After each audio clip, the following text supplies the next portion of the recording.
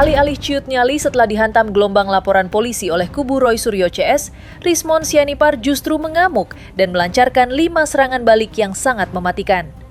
Tidak main-main, Rismon kini siap memindahkan medan pertempuran ke ranah hukum tindak pidana korupsi dengan rencana menyeret mantan Menpora tersebut langsung ke KPK atas dugaan penggelapan aset negara. Tak hanya gertak sahbal, dokumen rahasia berupa daftar tagihan barang milik negara atau BMN milik Roy Suryo kini mulai dibongkar ke publik bersamaan dengan terbitnya sebuah buku forensik digital terbaru. Rismon meyakini manuver agresif ini akan menjadi skakmat total yang menguliti kubu lawan di persidangan nanti. Lantas, seperti apa detail dari 5 serangan balik yang siap meruntuhkan benteng pertahanan Roy Suryo CS? Mari kita bongkar babak perlawanan sengit ini. Rismon Sianipar secara mengejutkan melancarkan manuver ekstrim dengan berencana menyeret Roy Suryo ke ranah hukum tindak pidana korupsi. Rismon bersiap melaporkan mantan Menpora tersebut ke KPK atas dugaan penggelapan aset atau barang milik negara. Merespons rencana laporan tersebut, Roy Suryo langsung angkat bicara dan menepis keras tuduhan itu. Roy menyatakan bahwa polemik mengenai BMN tersebut telah selesai secara hukum dan administrasi bertahun-tahun lalu. Ia bahkan menuding Rismon Sianipar sengaja mengangkat kembali isu usang dan membaca berita lawas demi menjatuhkan reputasinya di mata publik. BMN, barang milik negara ditagihkan. Boleh nggak kita lapor ke KPK? Harusnya kita laporkan ke KPK. Iya, kita laporkan. Benar nggak itu sudah dikembalikan? 8,5 miliar ya, BMN yang ditagihkan. 8,5 miliar atau 3.200 item. Lu jangan sok bermoral kalau diri lu juga begitu.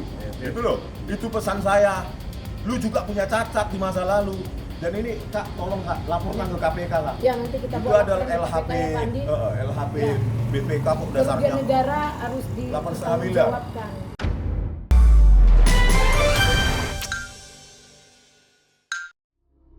Kalau Rismon tuh mau sedikit baca, agak pinter sedikit, lihat berita ini.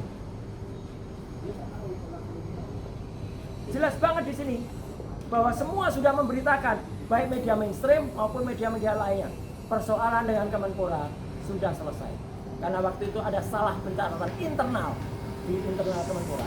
Kemudian dikoreksi, Kemenpora yang sebenarnya sudah menggugat saya, akhirnya mencabut gugatannya dan membayar biaya perkara. Dan persoalan dinyatakan selesai. Doktor palsu Rismon itu ya, sengaja membaca berita-berita lawas.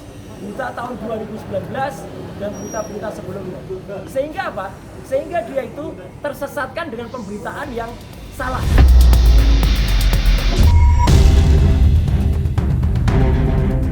Menolak untuk sekadar bertahan dari rentetan laporan hukum kubu lawan, Rismon Sianipar langsung melepaskan salah satu peluru paling sensitif dalam perseteruan ini. Tidak tanggung-tanggung, Rismon secara terbuka mulai menguliti dan mengungkap daftar aset barang milik negara atau BMEN yang diduga kuat belum dikembalikan oleh Roy Suryo pasca menjabat sebagai Menpora. Per 2018, surat 1 Mei 2018 dari Kemenpora, itu ada tagihan. Nah, tagihan itu kan berdasarkan dari LHP, laporan hasil pemeriksaan BPK, Badan Pemeriksa Keuangan. Di situ kan ada lampiran juga dikasih PDF-nya bahwa di situ Roy Suryo ditagih 210 unit lensa kamera yang digondol dia. 210 unit seharga total 2,1 miliar. Kamera digital itu ada 208 unit seharga 1,49 miliar. Terus ada juga peralatan studio gambar itu 262 unit seharga 1,3 miliar. Banyak gitu, total itu ada 600 sampai 700 item. Itu untuk apa kaitannya, relevansinya dengan tugas dia sebagai Menpora gitu loh. Dan itu masih ditagih oleh Kemenpora sampai September 2018. Itu loh isi konten saya. Lu jangan menuntut moralitas orang lain tinggi, mengacah lu.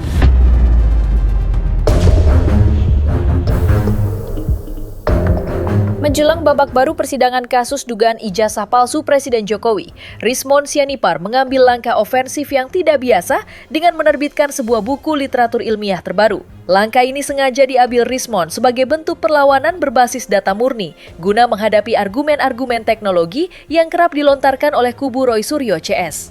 Dengan mengemas keahlian forensiknya ke dalam sebuah cetakan buku, Rismond berupaya meyakinkan publik dan majelis hakim bahwa dirinya memegang kendali penuh atas validitas data digital, sekaligus menantang balik kubu lawan untuk beradu isi kepala di ruang sidang resmi.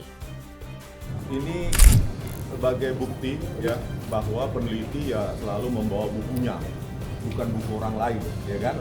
Bukunya sendiri, bukan buku orang lain, itulah peneliti. Nah, di sini ya sesuai janji saya, sesuai temuan saya yang baru, sesuai variabel-variabel yang saya masukkan, berikut juga dengan kajian baru dan metode baru. Nah, inilah saya kompilasi tulisan saya 10 bab, ya, 10 bab, hampir 800 halaman, ya, dengan judul monografi. Monografi itu adalah kajian mendalam, ya. Monografi Autentikasi Ijazah Joko Widodo. Titik 2, sebuah kajian forensik digital. Jadi ini bukan untuk gagah-gagahan, tetapi ini untuk nanti komunitas, mereka yang belajar digital image processing, dan ini nanti akan kita terbitkan dengan ISBN, dengan penerbit, dan kita akan kirim ke perpustakaan saja, perpustakaan seluruh Indonesia, ya. Jadi di dalam bab itu ada 10 bab di dalam buku ini, ya, yang kemarin menjadi pertentangan, ya, inilah jawabannya.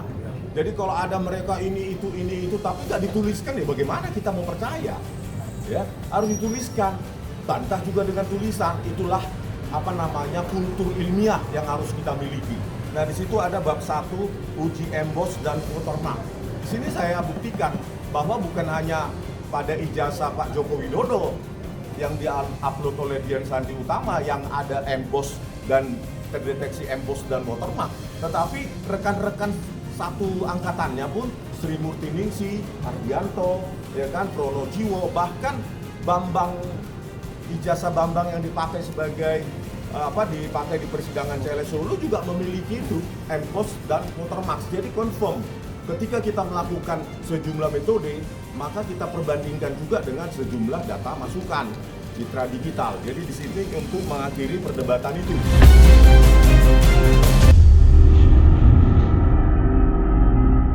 Menolak memberikan kelonggaran sedikit pun, Rismond Sianipar melontarkan pernyataan ofensif yang syarat akan tekanan psikologis dengan menegaskan bahwa langkah-langkah pembuktian terbarunya akan menjadi akhir bagi perlawanan kubu Roy Suryo CS. Rismond menyatakan keyakinan penuhnya bahwa dalam persidangan kasus dugaan ijazah palsu Presiden Jokowi mendatang, seluruh argumen berbasis data digital milik mantan Menpora tersebut akan dipatahkan secara teliti dan menyeluruh. Pernyataan yang disebut sebagai serangan skakmat ini seolah menjadi pesan terbuka bahwa Rismond telah menyiapkan skenario hukum matang untuk menumbangkan dominasi opini kubu lawan di hadapan majelis hakim. Jika memang pasti ke persidangan, ya. Persidangan pasti. Nah, pasti di persidangan nanti, ya itu akan dikuliti. Nggak bisa lagi menghindar gaya-gaya media yang dia selalu ketika rekannya berbicara, dia juga berbicara. Pasti ada aturan main. Nah, itu pasti dikuliti. Apakah dia benar pernah menulis buku atau menulis jurnal penelitian berkaitan dengan digital image processing atau berkaitan dengan digital forensik, itu akan dikuliti. Dan juga ditanya Sertifikatnya juga, dan studinya apa? Kalau studi sosial tiba-tiba mengaku peneliti digital image processing, di mana kuliahnya? Memang gampang, ini kan advance matematik sini.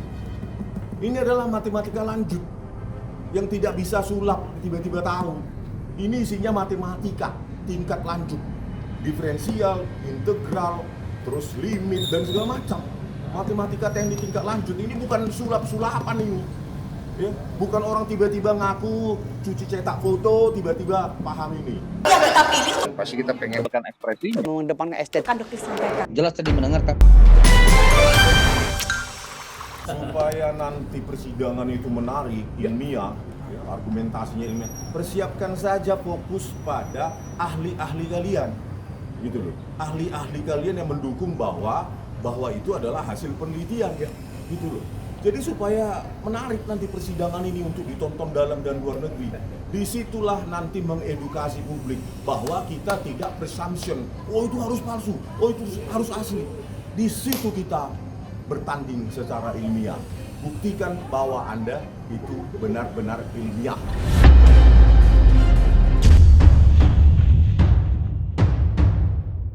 Rismon secara terang-terangan menyebut bahwa laporan polisi baru yang dilayangkan oleh Roy Suryo terhadap dirinya bukanlah perkara hukum biasa. Menurutnya, itu adalah sebuah strategi kepanikan dan taktik kotor demi membungkam sekaligus menjegal dirinya agar gagal maju sebagai saksi kunci di persidangan ijazah palsu nanti. Ini ada indikasi, ini dugaan saya. Karena Bang Rismon itu nanti adalah sebagai saksi di persidangan. Ya. Jadi ada upaya, dugaan saya ya, ada upaya dari mereka untuk tidak membuat bahwa Rismon itu akan menjadi saksi di persidangan nanti. Karena ini akan membuka semua yang di belakang itu ya selama ini yang dilakukan oleh mereka. Maka mereka melakukan yang namanya pelaporan dan pelaporan, termasuk dengan Bang Lecumanan dari Berani Bersatu untuk itu. Ya, untuk hal itu ya kami melihatnya tidak ada kata mundur untuk kita hadapi ya, karena semua yang telah kita lakukan adalah on the track ya sesuai dengan kaidah hukum itu. Ya, jadi tidak ada masalah untuk Ya setidaknya mengganggu konsentrasi saya kan.